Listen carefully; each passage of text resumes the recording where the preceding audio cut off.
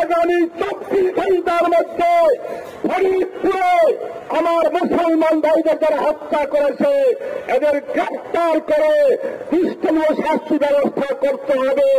অন্যথায় আমরা মনে করব আপনি সরকার প্রধানও এই হামলার সাথে জড়িত রয়েছে।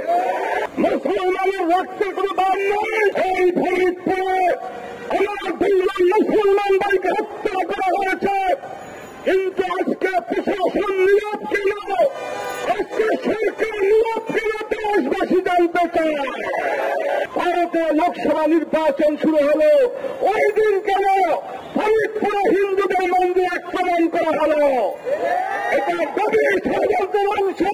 মুসলমান যদি কোন হিন্দু ভাইকে হামলা করে, হত্যা করে, পিটিয়ে মারত, আমার মনে হয় আমাদের সরকারের গদি রাস্তা টালমাটাল হয়ে যাইত।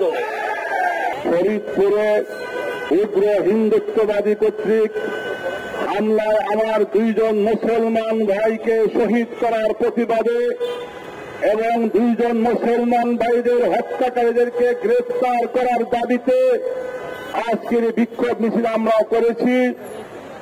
আমরা লক্ষ্য করেছি আমার এই বাংলাদেশে আমরা দীর্ঘদিন যাবৎ হিন্দু, মুসলিম, বৌদ্ধ, খ্রিস্টান সকল ধর্মের লোক আমরা পরস্পর সহাবস্থানে বসবাস করতেছি। আমাদের পরস্পরে আমাদের মধ্যে সম্প্রীতি ও ভ্রাতৃত্ব বন্ধন রয়েছে। কিন্তু আমরা লক্ষ্য করলাম ফরিদপুরে একটি মন্দিরে আগুন লাগিয়ে ওই ফরিদপুরের হিন্দু ভাইয়েরা আমার 2 জন মুসলমান ভাইকে তদন্ত করে তাদেরকে পিটিয়ে হত্যা করেছে। এই হত্যার তীব্র নিন্দা জ্ঞাপন করে ভাষা আমাদের গায়। আজকে এই ফরিদপুরে আমার 2 জন মুসলমান ভাইকে হত্যা করা হয়েছে, কিন্তু আজকে প্রশাসন নীরব কেন? আজকে সরকার নীরব কেন? দেশবাসী জানতে চায়। আজকে কি বাংলাদেশে মুসলমানের রক্তের কোনো দাম নেই? আমি জিজ্ঞাসা করতে চাই প্রশাসনকে, আজকে হামলা করেছে প্রায় 10 বছর হয়ে গেল, এই পর্যন্ত কোন আসামিকে গ্রেফতার করতে সরকার কেন পারে নাই? এটা দেশবাসী জানতে চায়।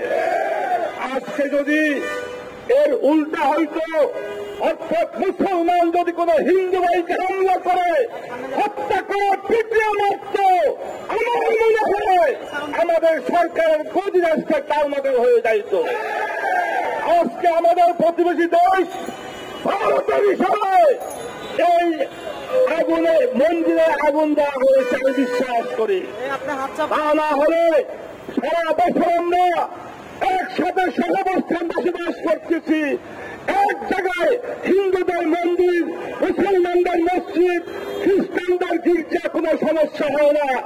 কিন্তু যেদিন ভারতে লোকসভা নির্বাচন শুরু হলো, ওই দিন কেন ফরিদপুরে হিন্দুদের মন্দির আক্রমণ করা হলো? এটা গভীর ষড়যন্ত্রের অংশ। আমি মনে করি এই হিন্দুদের মন্দিরে আগুন জ্বালানোর পিছনে আমাদের প্রতিবেশী দেশ ভারতের রয়ের হাত রয়েছে। তারাই আগুন জ্বালিয়েছে, তারাই পরিকল্পনা করে আমার মুসলমান ভাইদের হত্যা করেছে। পরিষ্কার কথা, প্রধানমন্ত্রী আপনি মুসলমানদের ভোটে ক্ষমতা এসেছেন। আমি আপনাদেরকে আজকের সমাবেশ থেকে পরিষ্কার বলব, আগামী 24 ঘন্টার মধ্যে ফরিদপুরে আমার মুসলমান ভাইদের যারা হত্যা করেছে এদের গ্রেফতার করে দৃষ্টনীয় শাস্তি ব্যবস্থা করতে হবে। অন্যথায় আমরা মনে করব আপনি সরকার প্রধানও এই হামলার সাথে জড়িত রয়েছে। সরকারের লোকজন হামলা জড়িত রয়েছে আমরা মনে করব।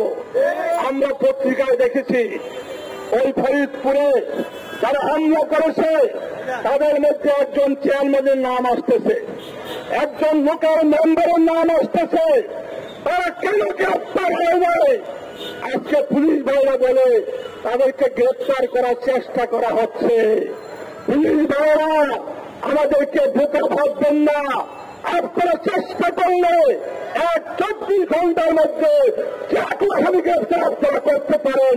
আমরা দেখেছি আপনাদেরকে আজকে ফরিদপুরের সেই চিহ্নিত চেয়ারম্যান এবং ওই মেম্বার সহ এই সমস্ত উগ্র হিন্দু সন্ত্রাসীরা আমার ভাইদেরকে হত্যা করেছে, তাদের গ্রেফতার করছে কেন, পরিবেশে হত্যা করতেছেন দেশবাসী জানতে চায়।